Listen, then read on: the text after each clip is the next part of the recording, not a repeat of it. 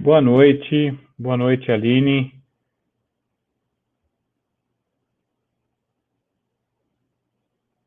Sejam todos bem-vindos e bem-vindas. Eu não te escutei, Aline. Deixa eu ver. Realmente, eu que falei aqui. Boa noite a todos e todas, boa noite, Tadeu. Sejam muito bem-vindos, é um prazer estar aqui com vocês hoje. Legal, pessoal, então, como a Aline disse, né, eu também, sejam todos muito bem-vindos e bem-vindas. É um grande prazer para nós recebê-los, né, e recebê-las aqui conosco.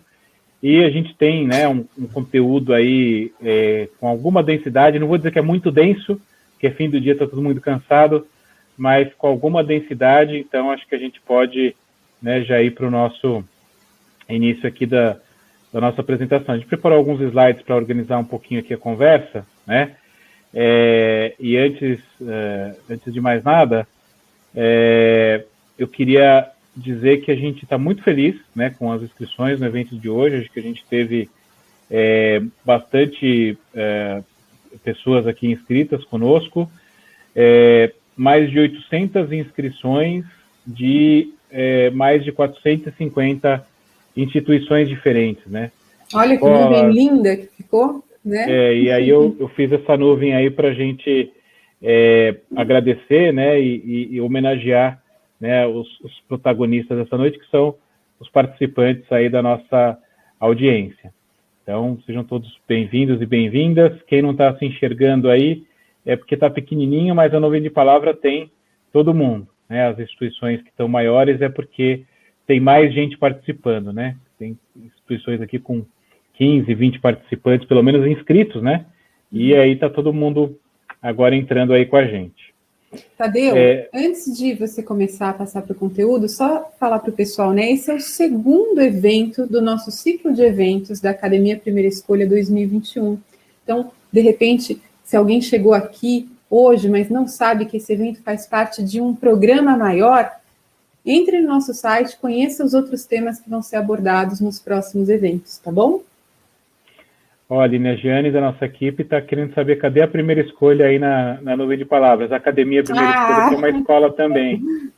Giane, a gente tá ali pequenininho a primeira escolha, ó. A equipe está representada aqui, faltou a academia, aqui na parte de baixo. Então, vamos lá. Como a Aline falou, né, esse é o segundo evento, né, de um ciclo que a gente programou aí com 12 encontros até o mês de agosto, todos na nossa pauta de avaliação, né, dentro de educação. Então, todos vocês serão muito bem-vindos e bem-vindas no ciclo de eventos. A gente coloca o link aqui daqui a pouco para a página, né, que tem todos os eventos aí da programação, para que vocês possam acompanhar. Bom, esse evento, né, é realizado por nós, da Primeira Escolha, Academia Primeira Escolha. A Primeira Escolha é uma empresa de avaliações, né, nossa razão de ser são as avaliações em todos os contextos, avaliações e pesquisas. A Academia Primeira Escolha é o nosso braço formativo, né, que eu cofundei, né, em 2016 com a Aline, que está aqui com a gente, de 2015 para 2016.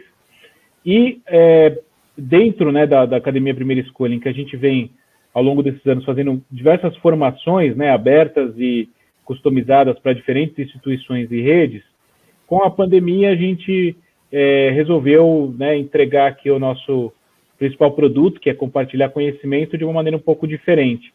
Então, fizemos alguns eventos no ano passado, todos apoiados, né, pelo Grupo Habit, pelo Explora Pesquisas, que nós fundamos em conjunto, nós com a Habit. E para esse ano, né, a gente fez algumas formações no primeiro trimestre e agora esse ciclo de eventos né, a nossa entrega, o nosso compartilhamento para a educação. Né? A gente percebe que a avaliação é um tema que em 2020 a gente tinha outras prioridades na educação básica, principalmente, né? Precisamos resolver como é que a gente dá aula para os alunos, como é que a gente mantém os alunos, como é que a gente engaja. Mas esse ano, né, a gente fala muito com as escolas e a avaliação ela não pode deixar de ter espaço, né, de sofrer aí as adequações e redesenhos para que a gente evolua com ela. Então, Aline, eu vou pedir para você contextualizar com alguns dados de pesquisa a nossa conversa aqui, para a gente seguir né, na nossa conceituação inicial e depois as dicas, né, dentro desse tema. Legal, Tadeu, obrigada. Então, vou aqui apresentar para vocês esse contexto. Acho que a primeira coisa é que a gente, né, vou até voltar aqui, olha só, design e aplicação de provas online, né? Então, a gente está falando ainda, nesse ano de 2021, do ensino remoto, né? A gente tinha uma expectativa lá em 2020 de que esta situação não avançaria para 2021, mas ela avançou, né? E a última pesquisa que o Explora fez, né, de março e abril agora de 2021, mostra que uma maioria esmagadora aí de escolas, 96% das quase 500 escolas que participaram da pesquisa, sinalizam que ainda estão realizando atividades à distância, seja de forma intermitente ou parcial, né? Mas isso ainda é uma realidade. O ensino remoto ainda está sendo uma realidade nesse momento. Então, esse é o primeiro dado que eu queria mostrar para vocês. Depois, agora não é um dado, né? Mas eu queria que vocês apreciassem esta fotografia, que é de 1956, de um fotógrafo famoso, chamado Robert Doisneau, né? E essa fotografia se chama Informação Escolar. Queria, então, que vocês olhassem um pouquinho para ela, né? Vejam que é uma fotografia que está muito distante da gente, tanto no tempo quanto no espaço. Ela foi tirada em Paris, essa foto. Então, é um contexto completamente diferente. A gente vê aquele tipo de carteira de antigamente, que os alunos sentavam em dupla, e, enfim, né, tudo de madeira, bem diferente e tal. Mas a gente reconhece, eu acho, nos alunos, né, que estão representados aí, o semblante dos nossos alunos também de hoje. Então, tem aquele que, né, aquele menininho ali à direita, que ele não está muito prestando atenção na aula, ele está prestando atenção no fotógrafo. Né? Tem um outro ali concentrado, com a cabeça baixa, pensando, um com uma carinha pensativa, provavelmente pensando na sua lição. E esse menininho que está à esquerda, né, do loirinho, aqui, ele está dando uma espiadinha na tarefa do colega, né? Vocês vejam que ele está dando aquela espiadinha básica, assim, está até um pouco inclinada ali a cabeça, sinalizando para a gente que essa questão da cola, né, essa questão de eu querer conferir as minhas respostas, copiar a resposta do colega ou coisas desse tipo, ela não é uma questão nova, ela não é de forma alguma uma questão nova, né, mas ela adquire uma outra dimensão quando a gente está falando aqui do ensino remoto. Então, essa mesma pesquisa do Explora, que aconteceu em março e abril de 2021 e foi respondida por profissionais de quase 500 escolas, ela nos mostrou que um dos maiores problemas enfrentados para a realização das provas no ano de 2020 foi justamente a cola, numa proporção muito diferente, acho que a gente pode pressupor isso, do que seria se nós estivéssemos falando do ensino presencial. Né? Então, vejam só, 72% relatou a cola dos alunos com a ajuda dos familiares como um problema que dificultou a realização das provas. Então, é um número esmagador, né? Assim, 72% dos educadores relatando esse problema. Acho até que a gente tem que olhar esse dado com bastante cuidado, no sentido de que as famílias, elas estão sendo exigidas nesse momento, né? Estão sendo demandadas por intermediar as atividades escolares que são realizadas em casa, num grau nunca antes exigido. Né? Então, talvez, para os familiares, né, acho que dá para a gente supor aí que uma parte, pelo menos, dos familiares que acaba ajudando os seus filhos na cola, talvez não tenham nem essa intenção, mas tem uma linha tênue entre você mediar essas atividades e você intervir indevidamente nos resultados. Eu acho que não é para em todas as situações que essa linha está tão bem delimitada. Então, acho que tem esse cuidado aí para a gente olhar. Seja como for, é um número muito grande de profissionais da educação relatando isso, e também outras modalidades de cola, como, por exemplo, a cola dos materiais de estudo, a cola dos alunos entre eles, que tem ali percentuais de quase 50% dos profissionais. Então, a gente vê que o problema adquire uma outra dimensão. Né? E o Tadeu vai contar um pouquinho para vocês agora o que significa isso. Ele até mudou o título aqui. Vamos lá. Pois é, né? Quando a gente pensou no tema desse segundo evento desse nosso ciclo, né? no fundo, né, na minha cabeça, a ideia é essa, quer dizer, design e construção de avaliações assegurando validade. Validade é o principal conceito relacionado aí às avaliações, mas é um título muito pouco atrativo, né? Um título complicado, técnico, né? Então, no fim das contas, né, como é que a gente traduz isso, né, numa linguagem do ponto de vista de divulgação, marketing, mais próxima, né, mais amigável aos ouvidos de todo mundo. Então, ficou a ideia de design de provas, né, evitando cola, e no fundo, as duas coisas estão, uma é representação da outra, estão totalmente relacionadas, né.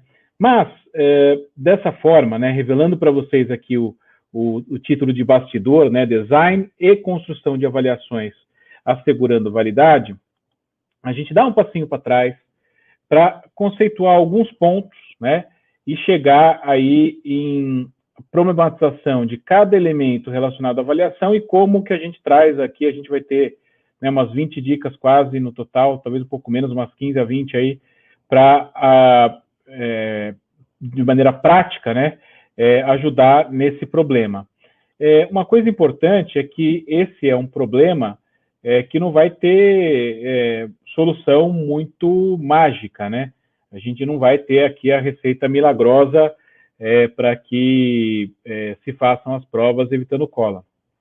Mas, né, juntando o título que vocês se inscreveram, né, o que vocês compraram, entre aspas, aí, ao se inscrever, e o título original, né, como evitar cola para assegurar a validade nas avaliações escolares. E para a gente entender essa questão, a qual a gente vai abordar aqui, Aline e eu desdobro ela em 3, né? O que é avaliação escolar? Né? Puxa vida, avaliação escolar, a gente faz todo dia, né? A gente sabe o que é. Sabe, mas eu vou dar uma pequena conceituada aqui. O que é a validade e o que é a cola, né? O que ela representa. Bem, a avaliação escolar, né? A gente gosta de pensar nela como um processo em que você aplica um instrumento, aplica uma prova, vamos falar de maneira bem clara, né? E essa prova, ela serve a uma coleta de dados. Para que a gente aplica a prova? Para coletar dados, coletar informações ali sobre os alunos. Essas informações coletadas, essas respostas que os alunos dão, são sintetizadas em resultados, né, que são interpretados e decisões são tomadas. Pois bem, a coleta de dados aplicar uma prova, né, como eu disse de maneira mais simples, é a ideia de mensurar, né, alguma coisa sobre os alunos. Mensurar algo sobre os alunos, né, uma coisa que está lá dentro deles. Essa mensuração a gente faz usando as respostas que eles dão. Então, como é que a gente coleta dados? A gente aplica uma prova, tem questões, os alunos respondem. Então, usando essas respostas que os alunos dão, a gente pressupõe, né, que eles dão essas respostas com o conhecimento que eles têm. E a gente faz essa mensuração com essas respostas que pressupõem um conhecimento sobre algo, voltamos nesse algo que não pode ser observado diretamente, né? A linguagem das avaliações que vem da psicologia fala em traço latente, né? Ou atributo latente. Por que é latente? Porque está lá dentro do aluno, lá dentro da cabeça da pessoa. Não dá para colocar um aparelho, por mais que existam aparelhos de ressonâncias magnéticas moderníssimos, não inventamos ainda um que você coloca o aluno dentro e ele, né, faz ali uma coisa por dentro do cérebro dele e fala, ó, o nível de matemática desse aluno que ele sabe, que de conhecimento é tanto, de português é tanto. Então a gente pega as respostas, que é o que o aluno nos dá, pressuposto que ele faz isso com base no conhecimento dele. Essas respostas geram para a gente dados, informações sobre algo que a gente não observa diretamente, para a gente rodar todo esse ciclo, né?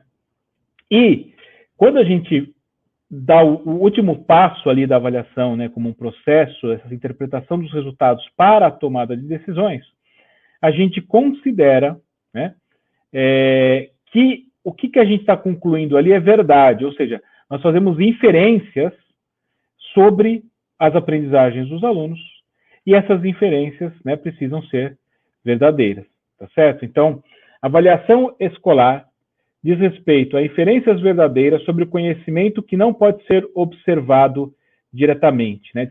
Destacando alguns pontos da nossa explicação aqui que permitem fazer aí uma definição, né, um pouco mais sintetizada. Então, vamos definir, né, essa avaliação aqui, a fonte somos nós, né, nós escrevemos essa definição. É claro que ninguém inventa nada do zero, né, nós escrevemos essa definição com base num repertório sobre avaliação que a gente tem, construído, né, sobre os ombros de gigantes, como podemos dizer, né, de todos os outros que estudaram a avaliação antes e junto conosco, mas uma definição nossa aqui, dada de maneira sintética, né, a avaliação escolar é o processo de gerar informações sobre o conhecimento ou aprendizagem dos alunos, que é algo que não pode ser observado diretamente para tomar decisões educacionais. Quaisquer que sejam as situações, sempre a avaliação envolve alguma decisão educacional. Por isso que vai ter algum tipo de exposição, né? Quando a gente fala de cola, de tentativa dos alunos ali de obter um bom resultado, porque justamente eles antecipam, né, consequências negativas dessas possíveis decisões, tais como uma reprovação ou uma aula de recuperação ou coisa desse tipo. E a validade da avaliação é o nível de fidedignidade das inferências feitas com base nas informações coletadas, diz respeito essencialmente a conexões dos erros e acertos sobre as lacunas e evidências de aprendizagem, respectivamente. Então, se eu sei dizer que o erro representa essa ou aquela lacuna de aprendizagem, erro me dá uma informação precisa sobre o que o aluno não sabe, né? A lacuna é o que ele não sabe, que está faltando. E o acerto me dá uma evidência sobre o que o aluno sabe, sobre a aprendizagem dele. Então, erro direciona a lacuna, acerto direciona a evidência e aprendizagem. Eu tenho, então, validade da minha avaliação, tá certo? E, bom, resumindo esse raciocínio que nós fizemos aqui num ciclo, né? Os alunos dão respostas, né, às avaliações. Essas avaliações são corrigidas, né? A gente tecnicamente chama isso de codificação e geração dos resultados, né? A correção do professor nada mais é que uma codificação, ele transforma respostas dos alunos em códigos que tem uma tradução depois numérica, né? E algumas situações que a gente acha muito importante, uma interpretação pedagógica também. E esses resultados geram inferências sobre os alunos, então a gente volta neles, né? Essas inferências que precisam ser verdadeiras e, portanto, fechando um ciclo aqui de validade, a gente fecha o ciclo com os alunos. Todas as decisões educacionais no contexto escolar são sobre os alunos. Tem outras avaliações em outros contextos cujo resultado da avaliação tem outras consequências, não apenas para os respondentes, né? O vestibular tem a aprovação, o concurso público tem uma vaga de emprego, uma prova de certificação de título profissional tem a concessão desse título, né? Então, não é apenas sobre o aluno, sobre o indivíduo, né? Às vezes diz respeito a um grupo, a uma vaga, a uma classe, a avaliação. Mas no contexto escolar, a avaliação toma a decisão que sempre volta nos alunos, tá certo? Então, o ciclo da validade é esse. Voltando ao tema do nosso evento de hoje, a cola, ela quebra esse ciclo, né? A cola gera uma falsidade nas respostas, prejudicando todo esse processo, reduzindo a validade da avaliação, porque se logo no começo, né, o que os alunos conhecem, sabem, dominam, têm de habilidades, têm de competências, tem várias modelagens para isso, mas aquilo que os alunos têm no seu interior, né, latente, isso aqui não é representado de maneira verdadeira nas respostas que eles dão, todo o ciclo de validade permanece comprometido, né? Então, a cola é muito mal vista em todos os cenários, né? Exceto no cenário da malandragem, que às vezes, né, a molecada imatura se gaba disso, mas em todos os cenários sérios, responsáveis, né? Educação é uma coisa muito séria, a cola é uma coisa muito mal vista, né? É uma fraude, porque o aluno está dando respostas que não são deles. no contexto adulto seria, no mínimo, um crime de falsidade ideológica.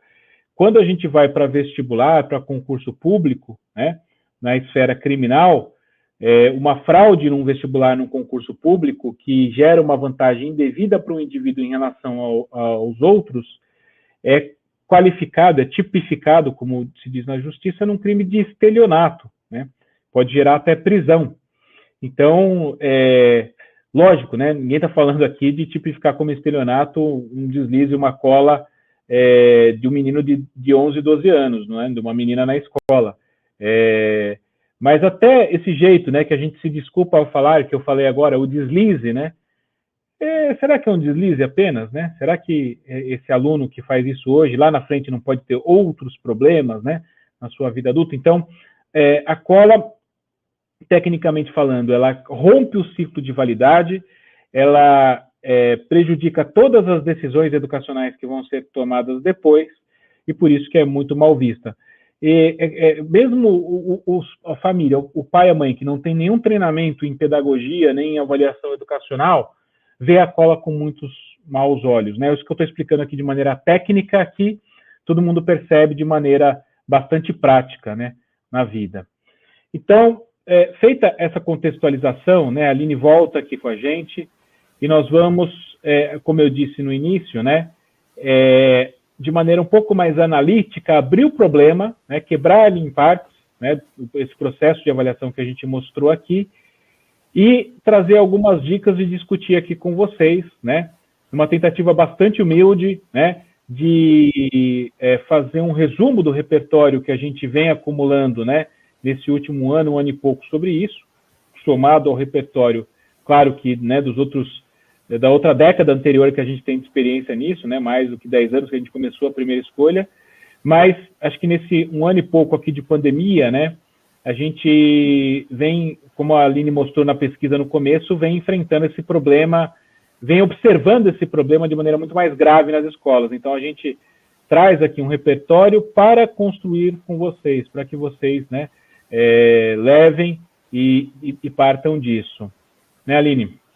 Isso mesmo. Então, vamos começar aqui falando um pouquinho desse diagrama que está aqui na tela, tá? Que eu acho que ele é bastante organizador para a nossa conversa aqui. Então, toda vez que a gente está falando de avaliação, seja lá qual for o tema que esteja em jogo, aqui é a questão da cola, mas poderia ser qualquer outro. Vale a pena a gente quebrar, né, analisar o processo avaliativo nas suas componentes, né? Então, a gente tem várias componentes de um processo avaliativo, e aqui eu não estou falando das suas etapas, não, que o Tadeu já mostrou, né? Da coleta de dados, da organização desses dados, interpretação e tomada de decisão. Estou falando de componentes diferentes que são, assim, o sujeito da avaliação, que é aquele que avalia, o objeto da avaliação, que é aquilo que é avaliado. Então, por exemplo, o sujeito da avaliação, usualmente na escola, é o professor, né? A gente pode ter situações de ter uma avaliação externa, que não é o professor que elabora a avaliação, mas, via de regra, é o professor.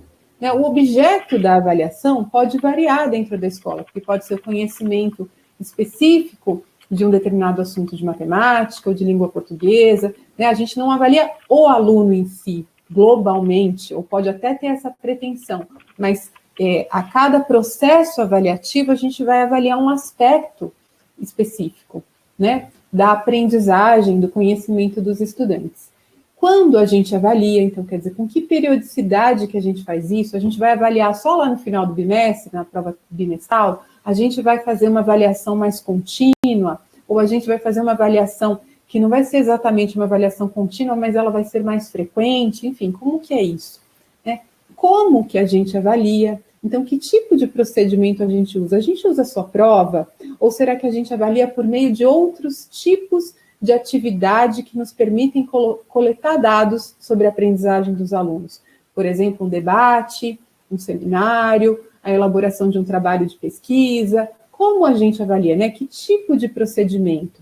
E, considerando agora a questão do ensino remoto, também entram procedimentos que antes talvez nem fossem possíveis, ou aqueles que eram possíveis já não são mais. Então, a gente percebe, inclusive, que é aí que mudou a chavinha, né? Quer dizer, quando a gente vê aqueles dados que eu mostrei para vocês no começo, né? Da proporção do tamanho, a dimensão que adquiriu o problema da cola, mas quando a gente vai olhar, aonde exatamente que o ensino remoto mexeu com esses elementos? Aí, no como avaliar, né? Porque antes você tinha um procedimento de aplicação de provas tradicionais, escritas, individuais, que era muito preponderante nas escolas. Não é a única maneira, o único procedimento avaliativo, mas muito preponderante. E como é que é o momento, né, da aplicação da prova? Guarda todo o material, algumas escolas até têm práticas de espaçar mais as cadeiras para não acontecer aquilo que aparece lá na foto do Duasno, que é o menino dando uma espiada lá na tarefa do colega, e coisas desse tipo. Então, mexeu aí, mas para resolver não vai bastar só mexer aí, a gente vai ter que dar uma olhada em tudo, né?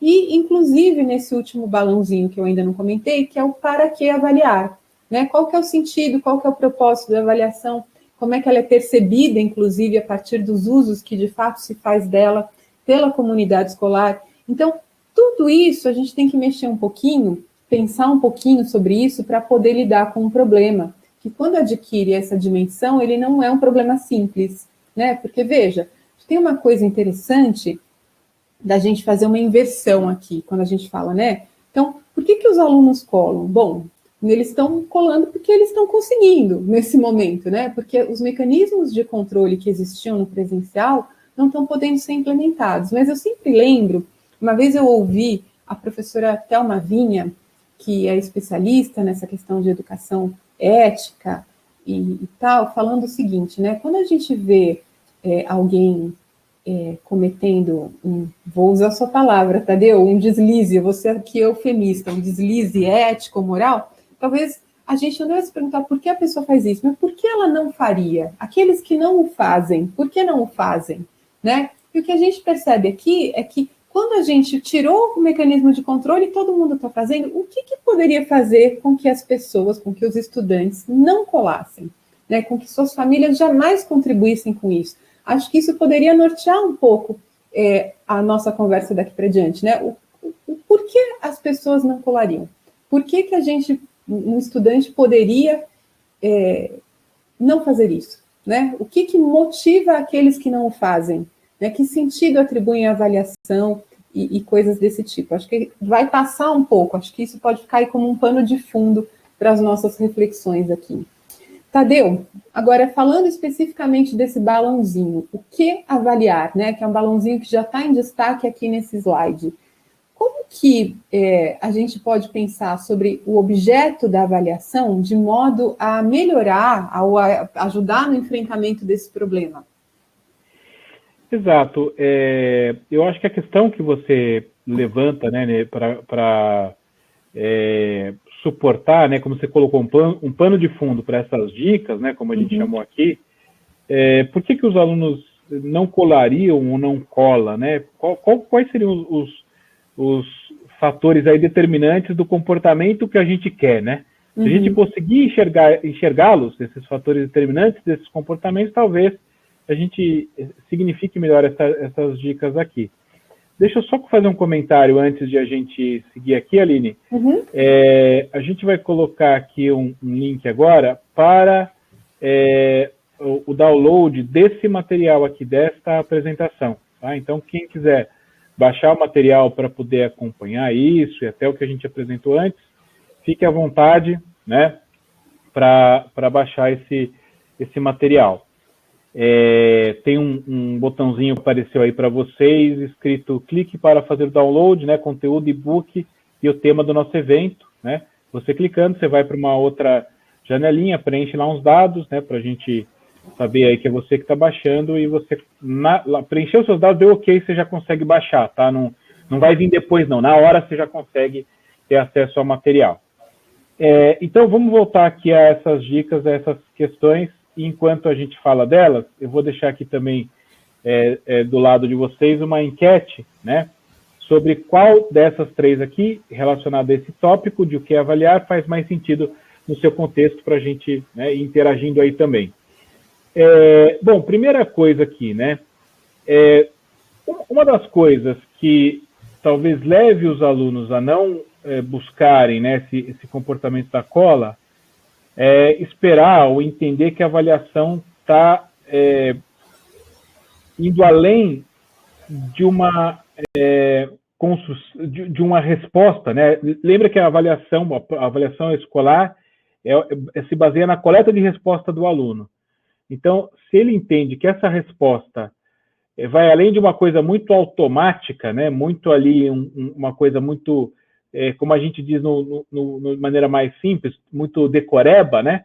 Se o aluno tem um entendimento e um incentivo pela qualidade do instrumento, né? Da questão que é apresentada para ele, que ele precisa fazer outras coisas além de dar uma resposta automática que eventualmente está ali no repertório dele, né? Se ele vai mais para uma resolução de problema do que para a citação de um conteúdo, talvez seja mais difícil ou menos natural para esse aluno colar, né? Então, quando a gente fala variar os níveis taxonômicos, né? Pode resgatar a taxonomia de Bloom revisada ou qualquer outra, e ter aquilo como referencial. Se a questão é muito decoreba, o que é, onde fica, quanto dá, calcule, resolva, né? Se o que você espera do aluno é uma coisa muito automática, né? Talvez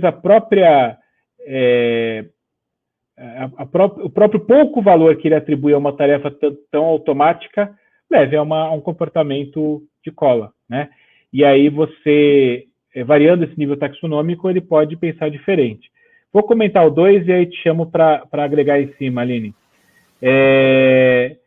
Uma outra coisa é a avaliação, considerar, aí a gente olha um pouquinho para o processo de codificação, mas o processo de codificação, ou seja, de correção do professor, ele precisa deixar claro para o aluno, né, que o que está sendo avaliado, para além daquela resposta final que ele dá, é o raciocínio, a construção de um raciocínio. Então, seja numa questão de matemática, de ciências exatas, ou mesmo de humanas, se é valorizado, né, toda a resposta, todo o caminho que o aluno fez para dar aquela resposta, e ele sabe que o jogo é esse, né, ele sabe que esse raciocínio vai ser valorizado, também é mais difícil de colar, porque colar uma resposta é mais fácil, colar um raciocínio, né, fica mais difícil. E tem um outro nível, uma outra camada que a gente pode ir, que é o aluno saber que vai ser avaliado a resposta que ele dá em variados níveis taxonômicos, o raciocínio que ele fez para chegar até ali e a explicação daquele raciocínio. Quer dizer, como que você juntou essas ideias para formar esse raciocínio? Se, em alguma medida, né, essa explicação é avaliada também, faz parte do processo, né? O aluno também, além de ter o estímulo da sua metacognição, que é pensar sobre como ele aprende, sobre como ele pensa ou ela pensa, ele também sabe que não basta eu fraudar, não basta eu pegar a resposta ou o raciocínio do colega, que eu não vou saber explicar, eu sei explicar o meu raciocínio. Aliás, às vezes, Tadeu, né, falando aqui adulto e já muito treinado nisso, às vezes eu sei explicar meu raciocínio, quem dirá o aluno. Então, é um treino e uma prática muito interessante e que pode levar a bons resultados. Aline, me ajuda aí a vou ilustrar. Comentar aqui, vou ilustrar, mas também queria comentar fazendo um link com o que eu falei há pouco, né? Essa história mas e aqueles que não colam, né? Eu acho que temos um exemplar aqui, mas eu não vou botar você na berlinda, entendeu? Mas tem gente que gosta de fazer prova, de ser avaliado. Por que alguém gostaria a ponto de não querer colar? Né? Vamos pensar no comportamento que a gente quer, em vez de pensar no comportamento que a gente não quer. Esse comportamento que a gente quer, o que essa pessoa sente? Né? Eu acho que ela sente que ela pode demonstrar quem ela é, o que ela pensa, né? Que vai muito na linha do que o Tadeu falou. Eu sintetizaria assim: quanto mais você conseguir fazer exigências que permitam que esse aluno se sinta autor das respostas que ele dá, tem uma questão de autoria. Quando a gente fala dos níveis taxonômicos, né, sempre o nível mais alto é o da criação. Né? Quando a gente fala de raciocínio, não só a resposta, eu estou falando de algo que é muito pessoal. Então, é assim, eu quero mostrar quem eu sou, aprender até sobre mim mesmo a partir do que eu consigo responder. Então, eu acho que isso dá um norte para a gente, né? E pensando em questão de objetivos curriculares, né? A maior parte, nós temos uma BNCC hoje, né, que deve pautar os currículos nas escolas. E a discussão também já é bem anterior à BNCC, que é muito da gente usar os conteúdos factuais e conceituais, né, como um meio de desenvolver habilidades. Quando a gente também só exige nas avaliações, avaliação que às vezes ela às vezes nem é contínua, e a gente pega um momento privilegiado de avaliação e olha só para aquilo que é da ordem da reprodução e memorização, dificilmente a gente está conseguindo pôr ênfase nesses objetivos que envolvem o desenvolvimento de habilidades mais complexas, né? Então, acho que são dois aspectos que contribuem para que a gente, na hora de avaliar, olhe para o raciocínio, para os níveis taxonômicos mais altos, para essas explicações sobre o raciocínio. Acho que isso tem uma consonância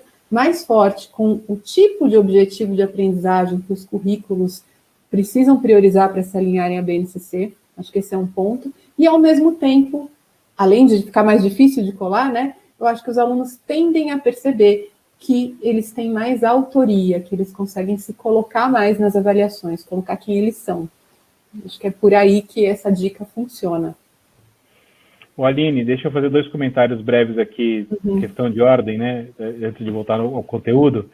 Primeiro é que esse evento e todos do nosso ciclo de eventos ficam gravados no YouTube da Primeira Escolha, na nossa página do ciclo de eventos, né, então será possível compartilhar, acompanhar depois.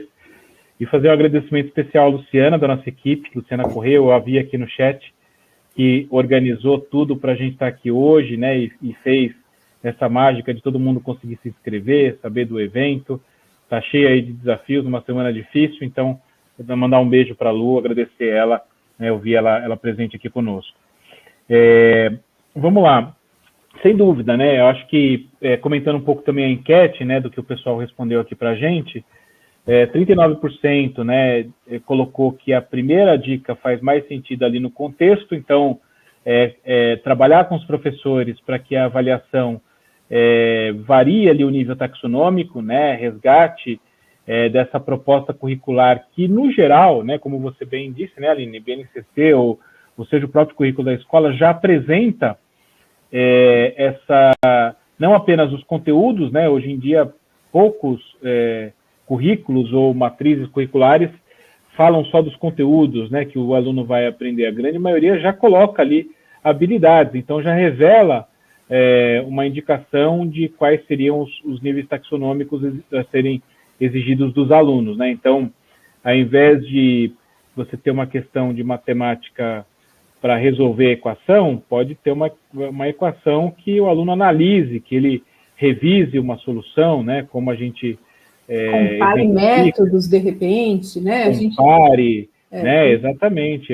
Nas linguagens, né? Que não apenas diga qual que é o A que tem crase, o A que não tem crase, sei lá, as questões muito de regrinhas assim, mas que você exija do aluno ali uma construção, né? E lembrar que a escrita sempre atinge níveis taxonômicos, toda vez que o aluno produz uma resposta, seja nas linguagens, seja nas ciências humanas, nas ciências naturais, na matemática, ele escreve, ele elabora um raciocínio, além de você entrar nos pontos 2 e 3 que a gente colocou aqui, você vai, evidentemente, para outros níveis taxonômicos.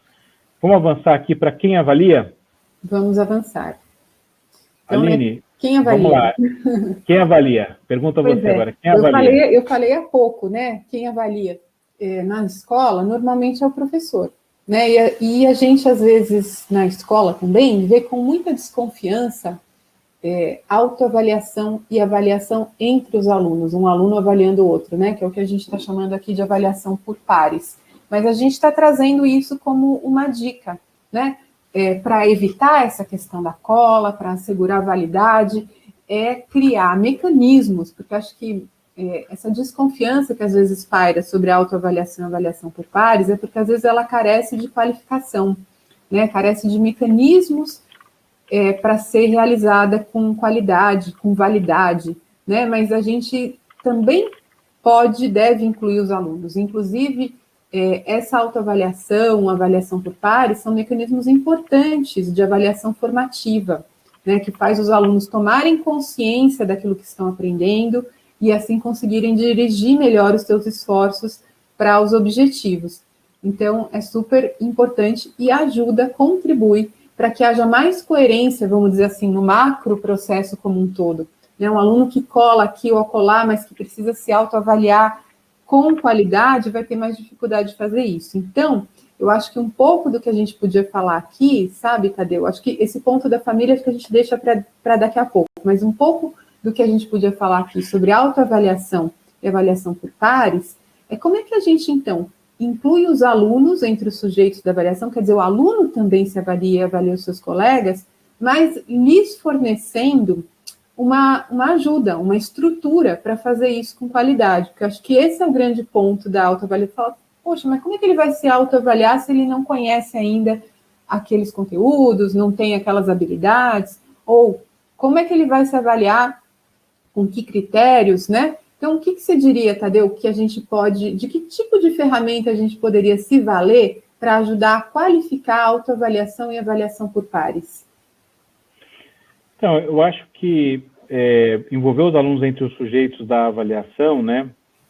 Eu acho que envolve uma etapa de bastante diálogo com eles para significar isso, o que eles estão fazendo ali com a avaliação, né? O que eles estão avaliando, como e para quê, eu acho que isso é importante, né? Nesse sentido, né, dado que os alunos estarão envolvidos no processo, em termos de instrumentalização de ferramenta, né, discutir com eles e criar, né, critérios.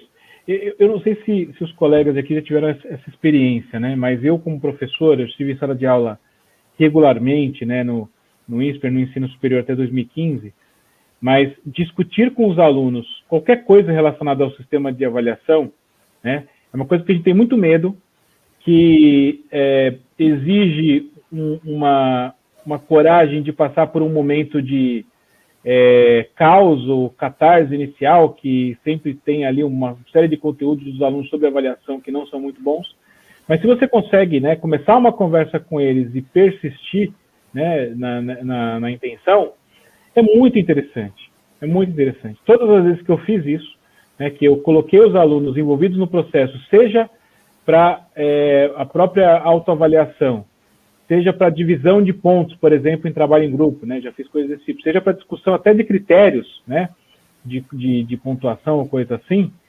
eu já tive experiências que os alunos acabam sendo mais rigorosos do que eu mesmo, como professor, e do que naturalmente os meus colegas acabam sendo, né. Então, os alunos, quando passam de uma certa barreira, né, de natural, de desconhecimento barra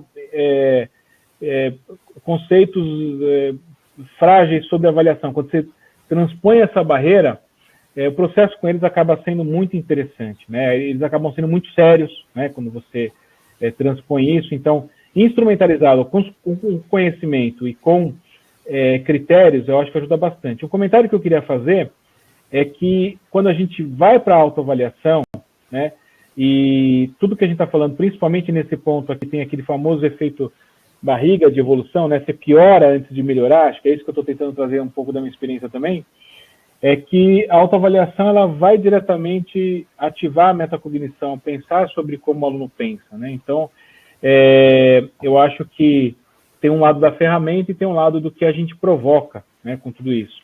Aline, antes de ir para as famílias, né, tem uma contribuição aqui do Lucas, que acho interessante que a gente está apresentando, né? Mas o que a gente faz quando mesmo as avaliações dissertativas, os alunos simplesmente copiam e colam um trecho do resumo encontrado na internet, né? E da mesma maneira, quando eles copiam entre eles o formulário. O que significa isso? Como agir nesse momento? Ideias, Aline? Como eu acho que tem uma coisa que é assim, acho que regras são regras, né? No caso, então, do comentário aqui, quando você flagra o problema, aquilo que está combinado, dentro, né, dos combinados que os professores têm com seus estudantes, que a escola tem, as sanções com relação às quebras de contrato precisam ser aplicadas, né? Agora, o ponto que eu acho, sabe, é o seguinte, que a gente está trazendo aqui uma necessidade de mudar um pouco a avaliação, de trabalhar com uma flexibilidade, uma variabilidade maior de procedimentos e estratégias, é porque quando os alunos fazem isso, você pode aplicar as sanções, mas você tem esta dimensão do problema, uma hora você banaliza a sanção, né? Ou então eles estão te sinalizando que isso é insuficiente para resolver o problema e a sanção fica meio que uma coisa de enxugar gelo, né? Você está enxugando gelo. Então, eu acho que é isso. Você descobriu que o aluno copiou do colega, vai invalidar, invalidou, não vale aquela resposta, né? Como o Tadeu disse, quebrou toda a validade do processo. Então, não vale o zero ou a sanção, qualquer outra que se possa ter, é decorrente disso. Agora, se esse problema ele é bastante sistêmico, então só as sanções vão ser insuficientes. E é por isso que acho que a gente está falando aqui que é preciso ter uma abordagem multifacetada, né? Então a gente pensa assim, bom, as avaliações precisam exigir algo mais autoral desses estudantes. A avaliação precisa incluí-los, porque uma vez, né, o Tadeu falou aqui, a autoavaliação trabalha diretamente com a metacognição. Como que ela trabalha com a metacognição, né? Para que os estudantes possam fazer a autoavaliação, você vai ter que ajudá-los nisso, você vai ter que dizer para eles, minimamente, quais são os objetivos, que critérios, dentro de uma determinada produção deles, por exemplo, conseguem dar visibilidade a esses objetivos. Então, eu tenho que, sei lá, tem uma tarefa que é um problema de matemática ou uma pesquisa estatística que eles têm que realizar, você tem objetivos por detrás disso. Quais são os critérios para os quais eles têm que olhar para entender se eles estão alcançando os objetivos? A partir do momento que isso começa a acontecer, para eles se autoavaliarem com qualidade, eles começam a entender um pouco mais o propósito que está por detrás daquelas tarefas, começam a atribuir mais sentido àquilo. Né? Então, acho que essa vivência que o Tadeu está contando aqui, que ele já teve várias vezes, eu também como professora tive, é que uma vez que os alunos são partícipes da avaliação, eles se tornam partícipes também do curso, eles começam a entender os propósitos, os objetivos, não dá para fazer autoavaliação sem entender isso, né? E aí a coisa começa a ganhar em significado, e isso tende a evitar que os alunos burlem o sistema, porque essa é a questão, né? Se a quantidade de gente que está burlando o sistema é muito alta, não dá para a gente apenas atribuir a responsabilidade individual à origem do problema, a gente precisa olhar mais sistemicamente para isso. Agora, uma vez que você pegue, né, o problema pontualmente, tem que ser aplicada a sanção que está combinada. Não sei se respondi, Tadeu? Eu acho que você trouxe uma camada mais do significado disso, né? Uhum. Mas acho que tem algumas coisas um pouco mais práticas e até operacionais também, né? O Marcelo também coloca aqui, quando a sala é unida, a avaliação é online, eles por WhatsApp fazem a avaliação. Queria fazer 2 comentários aqui para a gente refletir, tá, pessoal? Então, vou pegar um pouco duro aqui. Se os alunos estão se unindo, trocando pelo WhatsApp as respostas e todos tiram 10, quem copiou e colou o modelo de avaliação foi a gente. A gente pegou a avaliação que a gente fazia no papel, colocou num form lá na internet, não usou nenhum redesenho dessa avaliação e não usou nenhuma ferramenta apropriada para redesenhar esse processo de aplicação da avaliação para online. Então, a gente copiou, colou, a gente vai reclamar que o aluno está copiando, colando também? É difícil fazer isso, né?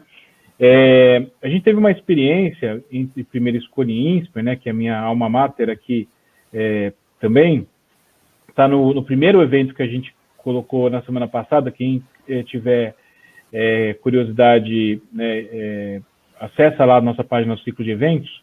A gente contou o case de como que a gente construiu o vestibular do INSPER para evitar fraude, né? Teve a participação do Guilherme Martins, que é o diretor da graduação do INSPER, e lá fala de muitos aspectos, muitas técnicas para assegurar a fraude. Lógico, não dá para fazer todas elas na avaliação do dia a dia da escola, mas se a gente pega a avaliação que a gente fazia no papel e simplesmente copia ela para online, né, lógico, né, que os alunos que agiam tentando colar, né, porque também quando você aplicava no papel não era livre de cola, né, vira e mexe se pegava, se flagrava algum aluno colando. Então, a tentativa ali de cola ou de obter um resultado de maneira indevida dentro de um significado já existia. A gente copiou, colou isso para a internet. Então, Porque a gente está tratando aqui de pontos que a gente vem aprendendo que ajudam nesse redesenho. A gente tem na primeira escolha algumas ferramentas, né? Mas vamos lá, outro ponto até mais específico, né? Que a gente tinha colocado aqui na pergunta. Você faz prova discursiva, o aluno copia do Google uma resposta e cola lá dentro da prova, né? Voltando para a nossa dica anterior, qual que será que é o nível taxonômico dessa pergunta que ela funciona como uma questão de busca no Google, né? Se a minha pergunta que eu estou fazendo para o aluno, ele coloca no Google e o Google traz a resposta para ele, né? Um algoritmo de busca está conseguindo responder a avaliação, o nível taxonômico da avaliação é de busca de informação, né? Então, assim, como eu disse, né? Estou sendo um pouquinho mais duro aqui, mas com um objetivo muito sincero, né? De levar a gente a realmente repensar a avaliação, né? As mesmas causas levarão aos mesmos efeitos. A gente continuar fazendo a avaliação do mesmo jeito, só que agora online, né? Apesar, né, dessa importância da conscientização dos alunos, de ressignificar com eles, se a gente não mudar nada também em processos e instrumentos, né? Não vai acontecer. Então, a gente vai falar de algumas outras coisas aqui que vão ajudar, né, nesse redesenho da avaliação, ali no como avaliar, que é o nosso próximo tópico, acho que a gente vai trazer mais algumas dicas, mas cabe essa reflexão, né? A gente também copiar, colar. Outro comentário que foi colocado aqui, né? Muitas questões discursivas, esse processo que... Era exatamente isso que eu estava olhando. Elevar o nível pode elevar o número de trabalho. Eu só vou fazer uma divisão aqui de raciocínio e passo de volta para você comentar, Aline. E tem uma parte, né, de exigir uma certa produção do aluno, né, uma coisa mais autoral, seja escrita, seja oral. Vamos comentar sobre a avaliação oral também. Do aluno, que é para mensurar, né, coleta de dados para eu chegar no resultado do aluno e poder fazer inferência. Tem uma parte que é de validação, de eu validar, de eu assegurar a validade, né, de eu saber que aquela resposta é daquela pessoa. E a gente não precisa misturar os dois objetivos nas mesmas coisas, né? Então, acho que essa divisão, né, entre o que a gente está fazendo para coletar boas respostas e o que a gente está fazendo para validar essas respostas, entendendo como coisas diferentes, a gente consegue dosar melhor esse trabalho do professor. Dando só um exemplo, né, e também está lá no nosso evento anterior, a gente faz isso no vestibular do INSPER, algumas questões os alunos explicam oralmente, além de responder, né? É difícil colar uma explicação oral do seu raciocínio, né? Então, e isso é uma coisa, nossa, mas o professor agora vai ter que escutar a resposta dos alunos. Gente, um aprendizado que nós tivemos. A velocidade na explicação oral corre muito mais rápido, né? Às vezes, em 30 segundos, o aluno explica uma opção de coisas que dá para você saber se ele sabe ou não sabe uma determinada coisa que ele está respondendo ali. Então, a gente diferenciando, ou seja, separando os mecanismos, né, de coleta de dados sobre aprendizagem para fazer uma inferência válida daquilo que para assegurar a validade, né, para verificar se o aluno não está colando, ou melhor ainda, gerar incentivos para não cola, é um caminho, né? E também, como eu já disse, Nini, vou te devolver a palavra, mas é que eu estou com várias coisas... Tadeu, vai em frente, tá? Tá boa essa conversa. Tem uma outra coisa que nós colocamos aqui, nós estamos, né, tive uma outra pergunta. Qual a bibliografia que vocês estão se baseando? Gente, de maneira muito humilde, né, nós já fizemos muita coisa com bastante bibliografia por trás, mas aqui a gente está significando, inclusive, a bibliografia, né? A gente está procurando consolidar e gerar repertório de conhecimento para compartilhar aqui com vocês, de maneira muito humilde mesmo, né? Então, a gente não está trazendo coisas aqui que estão respaldadas nos livros mais tradicionais e antigos sobre avaliação online. Mesmo porque online, em educação, era lateral até março de 2020. Era extracurricular, a gente não fazia nada essencial, né, usando o online na educação, nem em vestibular, nem na escola, em lugar nenhum, a gente sabe disso, né? Então, existe uma literatura de EAD, né, que existe toda uma literatura técnica já constituída na EAD, que também abarca a avaliação e que vai apontar, veja, para a educação básica ninguém quer permanecer em EAD, não é isso, tem objetivos relacionados à socialização, objetivos relacionados ao desenvolvimento físico dos estudantes, a gente quer voltar para a escola. Mas, nesse momento, essa literatura da EAD também pode nos dar alguns toques, né? E tem uma ênfase bastante grande nessa literatura, justamente na variação dos procedimentos avaliativos, né? Então, essa questão assim, se a gente faz muitas questões dissertativas, bom, você vai poder usar questões objetivas num dado momento, mas você vai ter que cruzar essa informação com outras informações provenientes da variação dos procedimentos.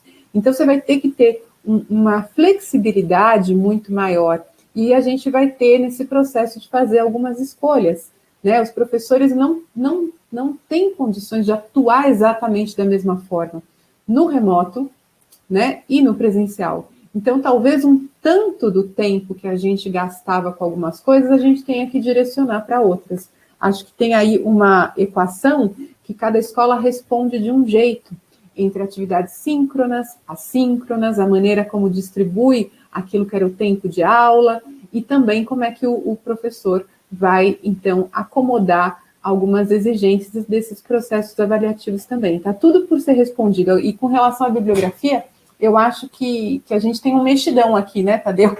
Um grande mexidão de coisas aqui. A gente está ao mesmo tempo falando e significando esse conteúdo todo, né, Aline? Então, é um mexidão. É um mexidão. Né? Por exemplo, tem muita coisa aqui, só para quem tiver interesse, que eu acho que vem um pouco de uma literatura sobre avaliação formativa. Então, quem tiver interesse pode procurar, por exemplo, um artigo chamado Inside the Black Box, Trabalhando Dentro da Caixa Preta, do Paul Black, Dylan Whelan. Muito interessante, que vai falar de práticas de avaliação formativa. Então, é uma dica aqui, mas depois eu posso pôr umas dicas no chat, enquanto o Tadeu estiver falando. Agora, voltando aqui para essa questão, né, de quem avalia, então a gente está falando de autoavaliação e de avaliação por pares, aqui não como a solução, né, mas como mais um elemento para entrar nessa gama mais variada de estratégias avaliativas que a gente precisa colocar para andar. Mas tem um ponto aqui que a conversa se aqueceu aqui no chat, né, e a gente acabou não falando, que é essa questão de estruturar a mediação da família. Tá? Então, vamos pensar, eu acho que não é o caso de alguns que estão aqui pelos comentários, né, falando aí de como que o vestibular acaba forçando um certo formato de avaliação, tem comentários sobre isso, mas muito, pelo menos acho que assim, de uma maneira muito prevalente no ensino fundamental, sobretudo nos anos iniciais, os pais precisam acompanhar as atividades escolares. E, às vezes, precisam até mesmo os seus filhos no momento da avaliação, né? E aí, as crianças tendem a buscar a validação dos pais e os pais começam a ficar angustiados, como nós mesmos, às vezes, como professores, você fica lá do lado de alguém, está demorando muito para chegar na resposta, não está saindo aquela resposta, vai ficando angustiado com aquilo. É difícil para essa pessoa, eu acho, separar, né, a sua atuação de mãe, de pai, naquele momento, para fazer aquela mediação, de uma intervenção que ultrapassa os limites, né, que acaba invalidando os resultados de avaliação. Então, acho que quando a gente fala de estruturar a mediação da família, tem a ver com colocar essa pessoa que está mediando para exercer algum papel naquela atividade por meio da qual você vai coletar dados de aprendizagem, né? Então, por exemplo, o Tadeu falou aí das questões orais. Vamos imaginar que, de repente, em vez de uma prova sobre, sei lá, ciclo da água, por exemplo, né, você pode pedir que o seu estudante grave uma pequena aula, uma mini aula, explicando como é o ciclo da água para o seu familiar. Esse familiar vai ter que fazer perguntas para esse estudante responder, como se ele fosse um professor. Estou dando um exemplo aqui que eu estou inventando, mas nesse momento, esse familiar que poderia estar intervindo ali na resposta da prova, ele vai estar preocupado com essa atuação dele. Tira um pouco aquele, vamos dizer assim, aquela angústia de quem está acompanhando apenas, aquela ansiedade, né? Então, a gente tem que mesclar muitas coisas nesse momento, né? Procurar sair um pouco das práticas mais tradicionais. Queria fazer um complemento, Aline, de um aspecto mais operacional. Tem um princípio geral que toda lacuna de informação, comunicação, orientação, as pessoas preenchem com o seu próprio conteúdo, né? Então, se você pede para a família, olha, principalmente para as crianças mais pequenas, como nós precisamos, né, na aula remota, uma ajuda, de uma mediação ali, de um apoio, né? Então, pede para a família, ajuda o aluno com a avaliação. Isso é muito vago, né? É muito inespecífico, né? Então, acho que a primeira camada, se essa orientação para a família de como apoiar esse aluno, essa aluna na avaliação for mais bem passo a passo, né? Então, abra a avaliação ali para o aluno, verifique se ele está com acesso, se ele está compreendendo o que é para ele ou ela fazer, né? Então, dar um roteirinho ali básico para a família é um ponto. Outro ponto, né? Pode ser dado um checklist de conclusão para a família, né? Então, o pedido de ajuda para a família pode ser o seguinte, olha, seu filho, sua filha fazendo avaliação, pergunta ao final, né? Você conseguiu responder bem as questões, né? Você fez a avaliação usando o seu próprio conhecimento, até caminhando para esse aspecto, né, de conscientização, porque uma coisa é a família fazer uma avaliação pelo aluno, né, meio que a cola do próprio pai, quando isso está num bolo de uma orientação muito vaga e geral sobre o que é o papel desse pai e dessa mãe fazer ali, né? Uma coisa é o pai e a mãe explicitamente, né, ajudar o aluno a cometer uma fraude, né, uma cola, e ter ali no papel dele ou dela, desse pai e dessa mãe, fazer 2, 3 perguntas ao final da avaliação para esse aluno sobre como foi o processo da avaliação, né? É muito pior, eu acho. Eu sou pai, né, de 3 filhos, já são grandes meus filhos, mas olhar nos olhos deles e perguntar se fez a avaliação de maneira honesta, sendo que eu acabei de ajudar a não fazer de maneira honesta, é muito mais difícil, né? Bem, você vai orientar, a família pode não querer fazer, mas se a gente partir sempre de quem não faz, a gente nunca faz nada. Eu tenho certeza que passando uma orientação bem explicadinha, eu acho que a família pode seguir. Claro, sei que vai ter, mas agora a família tem que fazer o trabalho um pouco da escola, não sei o quê, mas volto ao princípio desse meu comentário. Toda lacuna de comunicação, orientação, né, e processos, procedimentos, as pessoas preenchem com o que elas conseguem, com o que elas sabem, com o seu próprio conteúdo interno. Então, eu acho que, né, eu queria comentar algumas dessas dicas e abrir aqui a nossa enquete, né? Não parece ser a coisa que dá mais segurança, essa última ali, né? Apenas 13% colocou, né, que se sente seguro ou segura de ir para essa. Vamos para a próxima, né? Até que a gente já passou de 1 hora aqui, a gente tem mais 3 bolinhas para falar aqui. Vamos falar agora de como avaliar na dinâmica dos procedimentos. Aline, você falou alguma coisa? Acho que não deu para escutar, não, estava no mudo. Está no mudo. Falei que tem muitos comentários aqui, a gente fica com vontade de comentar tudo, mas a gente ainda tem muitos balãozinhos para passar. A gente vai voltando, vamos seguir o nosso roteiro, fazer a nossa costura e a gente entrelaça aí as ideias e comentários, são muito ricos mesmo. Quer começar aqui ou começo eu? Pode começar. Vamos lá. Estou ainda aqui entretida no chat. Então, como avaliar, né? A gente copia e cola, né, o nosso modelo para o online, a gente pode fazer um pouquinho mais do que isso. A tecnologia permite variar os tipos de itens, né? E hoje tem ferramentas, plataformas que nos ajudam com isso. Por exemplo, nas ferramentas, né, que a gente tem na primeira escolha, a gente consegue criar itens variáveis, né? Então, você consegue criar a questão em função de um parâmetro que, conforme cada aluno que entra, a questão que esse aluno ou aluna vai fazer, o problema é o mesmo, mas os números mudam, algum conteúdo ali vai mudando, de tal forma que esse WhatsApp, essa cola geral aí da sala, já fica um pouquinho prejudicada, né? Justificativa escrita, então, voltando à questão, né, de a sobrecarga de trabalho do professor, você pode ter uma resposta múltipla escolha ali, uma solicitação de justificativa na sequência, né? E aí você pode ter uma correção, uma codificação mais sistematizada com base nas bolinhas ali que o aluno escolhe, e as justificativas, né, o professor pode usar até amostralmente como uma validação, né, dessa resposta. A mesma coisa pode ser requisitada de maneira oral, né? Como eu disse, às vezes 20, 30 segundos o aluno explica o raciocínio dele ou dela na questão. Então, acho que essa primeira dica, né, variar os tipos de item, né, e incluir resposta escritural é uma coisa que pode ser interessante. Eu já falei da segunda dentro da primeira, quer dizer, nos itens variados, a gente pode personalizar os itens de avaliação, fazer itens, né, que para cada aluno ele vai assumindo ali alguns valores, alguma variação, que a dificuldade é a mesma, a questão é a mesma, mas cada aluno tem ali a sua resposta diferenciada, diferente a ser dada, né? E aqui eu queria passar a palavra para você, Aline, a consulta, né, estruturar a consulta. Se você... Eu vou dar um exemplo e aí a Aline complementa. Os meus colegas, né, eu disse que eu fui muitos anos professor, né, de cálculo no INSPER, meus colegas da estatística, até hoje, é tradição da prova de estatística, né, aqui do INSPER. Os alunos têm que preparar uma folha de consulta de todos os conceitos e fórmulas estatísticas para avaliação. Uma única folha, podem utilizar na prova, né? É combinado, é estruturado, já tem umas regras de como tem que ser essa folha, como tem que ser essa consulta, não sei o quê. Então, isso numa avaliação, claro, com finalidade aqui eu estou dizendo somativa, né?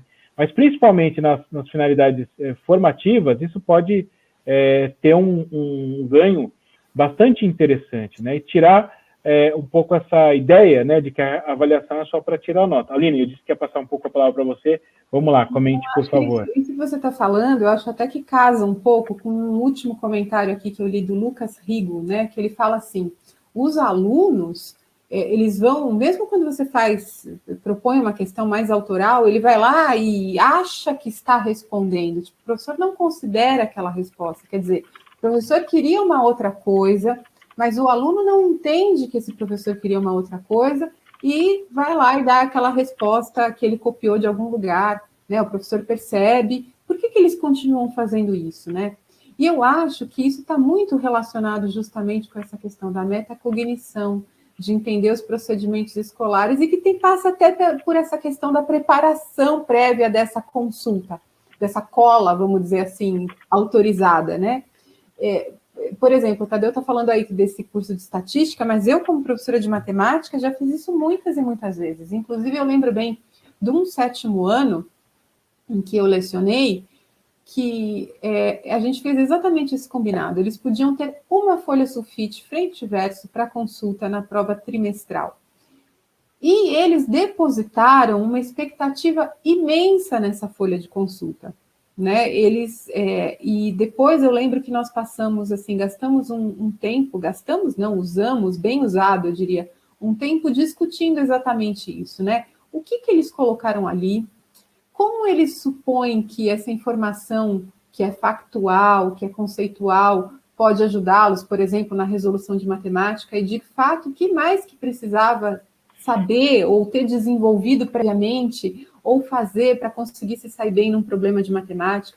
Então, isso gerou, inclusive, reflexões riquíssimas que eu acho que ajudam o aluno não exatamente a aprender matemática, mas a aprender como é que se estuda matemática. No meu caso lá, que era matemática, né? Mas acho que dá para transpor esse raciocínio. Então, acho que, sabe, paira sobre a escola, sobre o imaginário das pessoas, o que significa saber, o que significa conhecer, o que significa aprender, o que significa ensinar. E isso nem sempre corresponde à visão que a gente quer instaurar. Então, o aluno acha que responder é conseguir uma resposta cheia de conceitos, cheia de palavras difíceis. Quer dizer, eles precisam entender o que é que se espera deles. Entender o que se espera deles exige que a gente dialogue muito, né? Gaste um tempo significativo com isso, mas, na minha visão, é um tempo que é recompensado. E aí, quando vocês vão vendo aqui essas dicas, conforme a gente vai avançando, embora a gente tenha pouco tempo aqui ainda para avançar mais, mas assim, vocês veem que a gente não está trazendo uma dica que é a bala de prata. Não, a gente está falando de algo que, se implementado de forma articulada, ora uma coisa, ora outra coisa, a gente tem uma mudança nas práticas de avaliação. E aí mais alguém comentou aqui no chat, mas como é que a gente ressignifica a avaliação? Então, se você muda práticas, né, consegue dar mais flexibilidade para os procedimentos de avaliação, inclui mais os alunos nisso, usa essa avaliação para várias finalidades, dilui essa avaliação e faz dela algo mais contínuo. Quer dizer, são várias frentes de trabalho para poder mudar, ressignificar essa avaliação, né? Tadeu, vamos seguir um pouquinho? Vamos. Deixa eu responder uma pergunta que colocaram aqui também. Como que faz o download desses slides, né? Aí na interface de vocês tem tem duas coisas. Uma enquete, né, que a gente foi colocando aqui, e outra que está escrito assim, oferta. No título oferta é onde tem o botão para ir para a página onde você preenche o form e faz o download desses slides, tá? Então, no oferta, tem uma imagenzinha aí de clique para fazer o download num botãozinho azul, só clicar aí você vai para o endereço para pegar os slides. Vamos lá. Para que avaliar, né? Então, a finalidade, né, formativa não é a mesma coisa que fazer avaliação que não vale nota. Não está diretamente relacionado, né? Mas se a gente fizer uma avaliação que não implica em nota alguma, ela tem puramente outra finalidade, que não é a nota, que não é a finalidade que se associa de maneira muito rápida com a somativa, que é a questão aí da nota, né? Então, propor algumas avaliações, né? Que sem que tenha nota, sem que tenha alguma aprovação, qualquer impacto sobre a aprovação, que o foco seja apenas na devolutiva para o aluno, né? É um jeito de... Não vai resolver o problema da prova somativa, né? Então, eu faço essa avaliação que não vale nota, e quando vale nota, volta toda a cola, tudo de novo.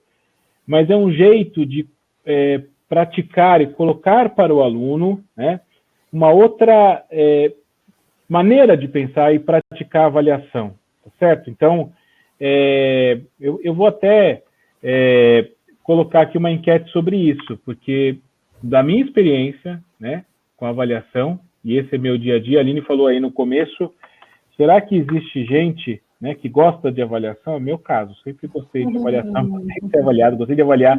Costumo dizer que eu era um professor que eu gostava tanto de fazer prova que fundei uma organização focada nisso, né, só para fazer a avaliação.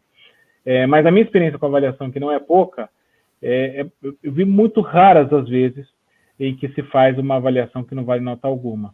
E só fazer um comentário, Aline, para passar para você, né, também comentar, a gente, quando criou a segunda fase, né, no vestibular do INSPER, né, falo a gente porque é a minha segunda casa, né, eu também sou coordenador de avaliações e de vestibular no INSPER, nós temos uma segunda fase para avaliar outras habilidades, né, mais socioemocionais. A primeira é avaliação de conhecimento, matriz Enem, a segunda fase socioemocional.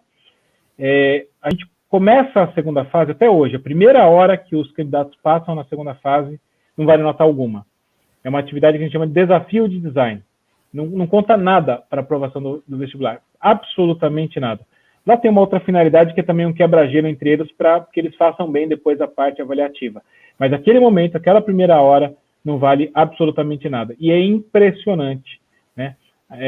A atenção e o engajamento e depois os bons comentários, a boa avaliação que os candidatos fazem disso, né? Então, experimenta fazer uma coisa que não vale nota alguma. É muito, muito, muito interessante. Aline, por favor. Vamos lá. Acho que quando a gente fala de finalidade avaliativa, né, essas palavras já estão muito postas no nosso cotidiano. Avaliação formativa, somativa, todo mundo já ouviu falar disso.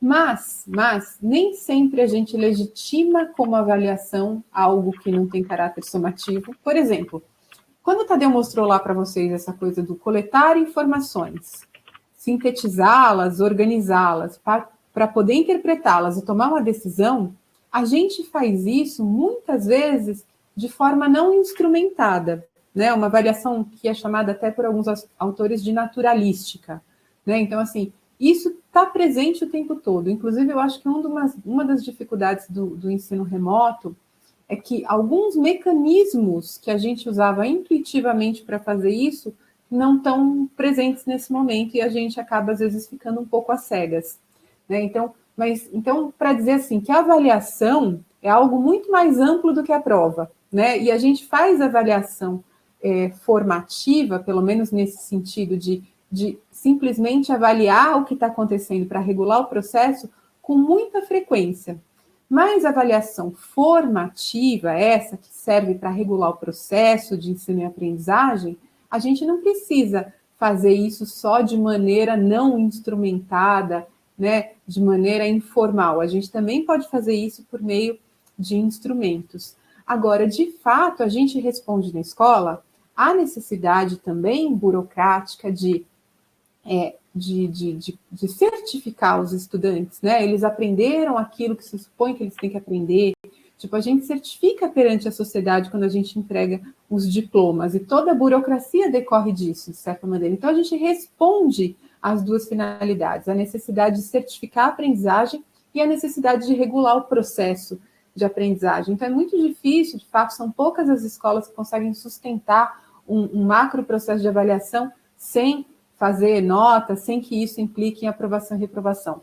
Agora, uma coisa que a gente pode fazer, talvez, veja, não é o único caminho, mas é o que me ocorre aqui com relação a isso, é que a gente faça uma avaliação processual mais formativa e que a avaliação somativa não seja só a prova lá na ponta, mas que ela possa ser uma síntese de muitos dados que você recolheu ao longo do processo. Quer dizer, o que é avaliação somativa? É uma soma, esse sentido de soma, de resumo? O que ela pretende responder? Se os alunos alcançaram, num nível suficiente, os objetivos de aprendizagem que você tinha para eles, para que eles possam seguir no seu processo de escolarização.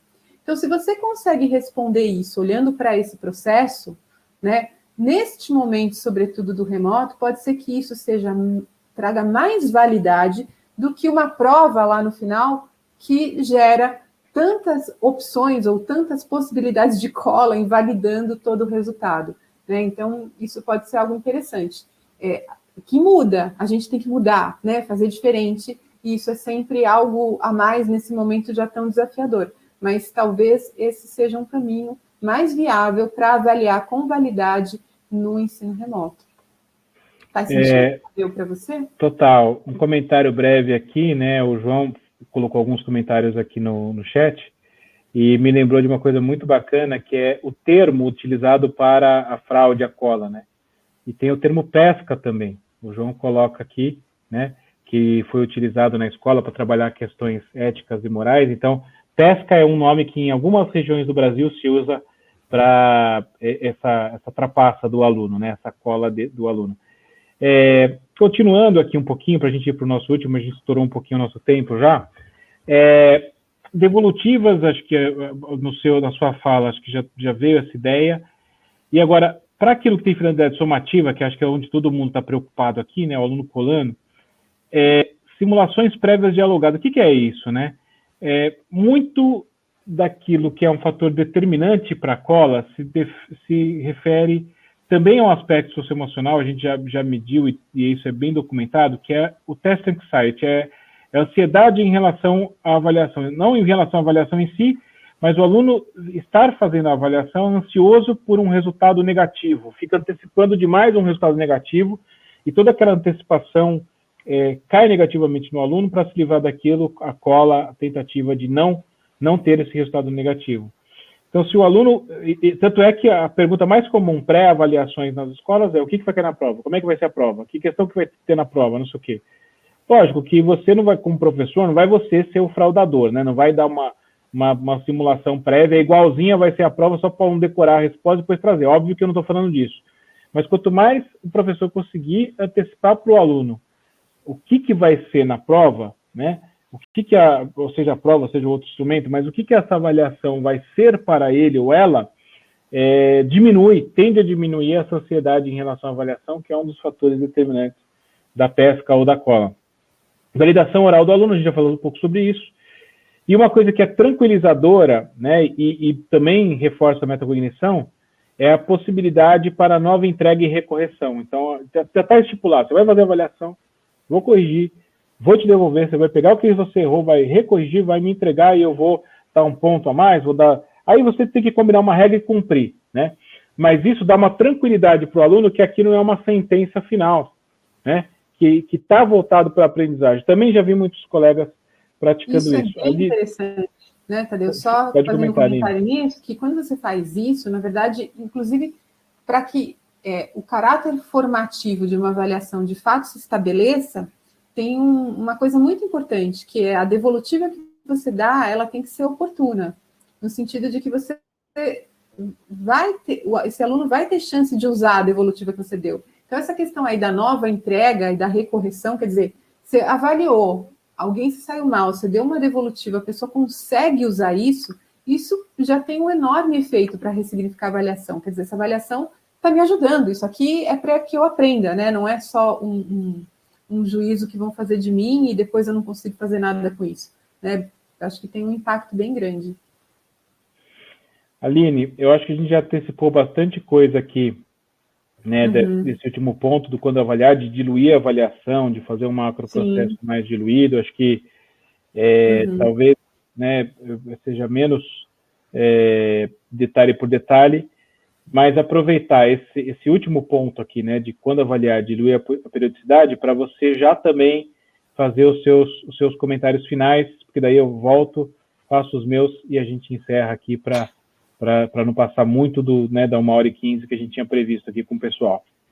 Acho que o único comentário final que eu queria fazer nem diz respeito ao slide, né, que eu acho que, como você disse, nós já falamos um pouco dessa questão de diluir a avaliação, fazer uma avaliação mais processual no ensino remoto pode ser algo bastante favorável, contribui com a validade, já que nós não temos as mesmas condições, via de regra, para a aplicação dessas provas finais, né, então acho que isso é bem importante. Mas eu queria comentar algo que eu vi aqui no chat mais de uma vez durante o nosso evento, né, das pessoas falando assim, bom, se a gente muda a avaliação, né, lá na ponta tem um vestibular que é bastante tradicional ainda, né, ou a maior parte dos vestibulares é bastante tradicional, e como é que a gente faz, né? Então, eu acho que tem um pressuposto aí de que você precisa avaliar igual o vestibular para que o aluno se prepare para o vestibular, né? Bom, talvez seja importante o aluno conhecer o formato do vestibular, os simulados estão aí para isso. Mas todas as pesquisas, né, que analisam isso, mostram que, na verdade, se você coloca a avaliação mais a serviço da aprendizagem, com devolutivas oportunas e qualificadas, inclui mais os alunos como sujeitos da avaliação, para que eles possam também desenvolver a sua metacognição, tudo isso tende a melhorar os resultados de aprendizagem a tal ponto que mesmo quando você depois avalia de forma tradicional, você tende a ter resultados melhores. Então, talvez a gente pense que exista uma dicotomia, mas na verdade pode ser que não exista, né? Pode ser não, os dados de pesquisa vêm apontando nessa direção, né? Não tem essa dicotomia. Colocar a avaliação a serviço da aprendizagem na escola vai gerar mais aprendizagem vai gerar resultados melhores lá na ponta. O que, é claro, não dispensa que você ajude o seu estudante que vai enfrentar, por exemplo, um vestibular longo de uma prova tradicional a se familiarizar com isso. Mas não é fazendo esse tipo de avaliação que ele necessariamente vai aprender o que ele precisa para não apenas estar familiarizado, mas realmente preparado com habilidades desenvolvidas. Então, eu acho que o Carlos está dizendo aqui, avaliar para a aprendizagem, é isso aí. E acho que o remoto está exigindo isso da gente mais do que nunca. Né? Exato.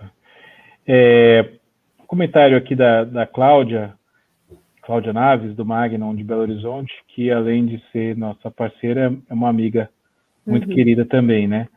Que coloca a dificuldade de engajamento dos alunos nessas avaliações diagnósticas, que não valem nota e tal. É verdade, né, Cláudia? Você tem razão. E é trabalho duro mesmo, não tem muito milagre, né? É conversar com eles, né? Você tem uma participação baixa, engajamento baixo, esse papo, né? Que eu acho que a gente faz aqui no nível de gestão, mas que também tem que desdobrar, cascatear para os professores, também cascateia para os alunos. Então, peraí, por que você não está fazendo avaliação, né? Não vale nota? Então, é só a nota que vale para você? Vamos pensar junto comigo? Então, estou dizendo que vai resolver totalmente o problema, mas eu acho que problematizar, né, e discutir com os alunos, até no campo, né, da formação do socioemocional, né, voltando aí na Cláudia, que eu sei que você trabalha muito aí no colégio, eu acho que dá para evoluir, né. O meu comentário final aqui para a gente fechar, né, eu acho que a gente está preparando os nossos alunos, vou partir do ponto 3 aqui, né, para um mundo em que, se por um lado, né, a internet e o online gera uma primeira impressão de um anonimato, ou talvez seja bem a palavra, mas de uma facilidade maior de fazer algo escondido, né, e por isso que tantas colas e tal, nesse primeiro momento de online, a gente também está indo para um mundo em que os dados, né, os sistemas de grandes bases de dados, cada vez nos entendem melhor, né? A gente fala algo, começa a aparecer propaganda sobre aquele algo para nós. Então, a ideia, né, de a gente ter uma fingerprint, né, uma impressão digital, uma coisa quase que biométrica, né, mas não exatamente biométrica, ou seja, existem traços e características, né, no nosso conhecimento e personalidade que nos tornam únicos. Isso vai ser cada vez mais mensurável no mundo que a gente está entregando esses meninos para o bem e para o mal, né?